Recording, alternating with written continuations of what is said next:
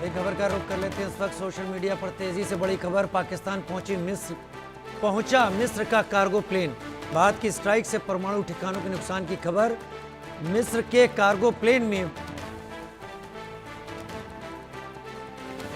Social media पर तेजी से वायरल खबर। पाकिस्तान पहुंचा मिस्र का कार्गो प्लेन। भारत की स्ट्राइक से परमाणु ठिकानों के नुकसान की खबर। मिस्र के कार्गो प्लेन में बोरान केमिकल की आशंका। न्यूक्लियर लीकेज को रोकने में बोरान का इस्तेमाल। और ये बोरान नील नदी के डेल्टा में काफी प्रचुर मात्रा में पाया जाता है, जो कि मिस्र के कार्गो प्लेन EGY 1916 में भेजा गया है। इंडिया न्यूज हालांकि इसकी पुष्टि नहीं करता, लेकिन ये काफी ज्यादा चीजें सामने आ रही हैं। उधर सोशल मीडिया पर तेजी से वायरल खबर।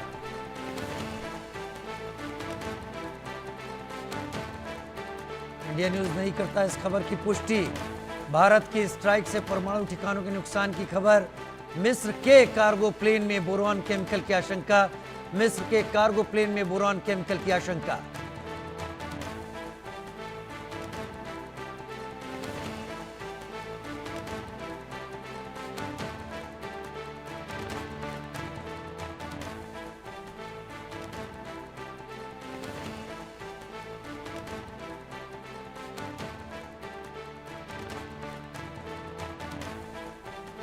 मयंक चौबे मेरे साथ इस वक्त जुड़े हुए हैं। मयंक जी, अगर पाकिस्तान में मिस्र का कार्गो प्लेन पहुंचता है और उसमें बोरॉन होने की बात सामने आती है, जो कि रेडियो एक्टिविटी को कम करने में इस्तेमाल होता है, तो इसके क्या संकेत मिलते हैं? देखिए राजीव जी, ये चैटर मुझ तक भी पहुंची है और ये सवाल आपको ध्यान होगा, एक प्रेस रिपोर्टर ने आज AVM भारती से भी पूछा था और उन्होंने बड़ा हंस के जवाब दिया कि अच्छा, मुझे नहीं पता था। तो अ, मतलब I am trying to connect the dots, जिसको अंग्रेजी में बोलते हैं। आपने जिक्र किया मिस्र के प्लेन का। जी, ये चैटर मेरे पास भी पहुंची है। मिस्र का ये प्लेन जो है इल्यूशन 76 IL-76 विमान है, जो कि रूस में बनता है। ये विमान था जिसका कि आपने मुझे टेल नंबर बताया EGY 1916। ये रावलपिंडी में लैंड करता है और इसमें जहां तक खबर आ रही है मेरे पास, इसमें बोरॉन केमिकल जो है वो लाया जाता है। जैसे कि बोरॉन कार्बाइड है, वो लाया जाता है।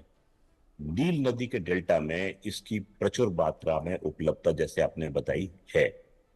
बोरॉन का काम किस काम आता है? बोरॉन जो होता है वो क्या करता है कि जब न्यूक्लियर ब्लास्ट होता है तो न्यूट्रॉन्स पैदा होते हैं। न्यूट्रॉन्स को ये बोरॉन केमिकल अरेस्ट करता है, उनको फैलने से रोकता है, यानी कि अगला अणु का कण जो है वो नहीं टूट पाता। एक तरीके से न्यूक्लियर को डैम्पिंग करने का काम बोरॉन करता है। तो ये सिर्फ कयास आराइयां हैं। इस समय लोग सोच रहे हैं कि क्या कारण है कि ये प्लेन लैंड हुआ है, और भूकंप के झटके भी रिपोर्ट किए गए हैं पाकिस्तान से। और मेरे पास ये भी खबर आ रही है कि वहां दहशत का माहौल है। 100 किलोमीटर की परिधि में सारे गांव खाली करा दिए गए हैं। ये अभी तक सोशल मीडिया पे अपुष्ट खबरें हैं, और जैसा आपने भी बताया है कि इंडिया न्यूज इस बात की पुष्टि नहीं करता है, मैं भी पुष्टि नहीं कर पाऊंगा, बट मैं भी एक इंटेलिजेंस इन्फ्रेंस जो है वो ड्रॉ करने की कोशिश कर रहा हूं। मैं समझ जी पा रहा हूं आप क्या कह रहे हैं, किस तरफ इशारा कर रहे हैं। ये हो जी सकता है ये संकेत उसी तरफ इशारा कर रहे हों कि क्या जी पाकिस्तान की कोई न्यूक्लियर फैसिलिटी इस दौरान शिकार हुई है, जहां पाकिस्तान को नहीं रखनी चाहिए थी, वहां पाकिस्तान ने छुपा कर रखी हुई थी। और क्या ये संकेत इसी तरफ इशारा देते हैं?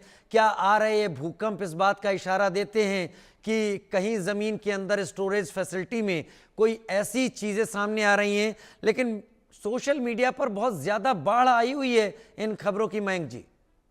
जी जी, आप बिल्कुल ठीक कह रहे हैं। बहुत ज्यादा इसकी रिपोर्टिंग हो रही है और लोग ऑब्जर्व कर रहे हैं। लोग जो हैं, जैसे कि कुछ लोगों के रिश्तेदार हैं उस इलाके में, जो बताते हैं, लोग उनसे जानकारी लेकर उसको ट्वीट कर रहे हैं कि हम, मेरे पड़ोसी ने बताया कि उसका गांव जो है खाली करा दिया गया। इस प्रकार से चैटर जो है वो ट्विटर पे बहुत चल रही है, और इन्हीं सब चैटर्स को गैदर करके जो है वो हम एक किसी निष्कर्ष पर पहुंच रहे हैं कि कुछ तो ठीक नहीं है इस समय। कुछ तो ठीक नहीं है, ऐसा मयंक जी यहाँ पर कह रहे हैं। और मयंक जी, हम क्या समझें इस सब को लेकर? क्या पाकिस्तान वाकई, अगर ये खबरें सच हैं, तो मैं राइडर के साथ बात कर रहा हूं, तो एक बड़ी मुश्किल में है? मुश्किल मेरे ख्याल से एक छोटा शब्द है।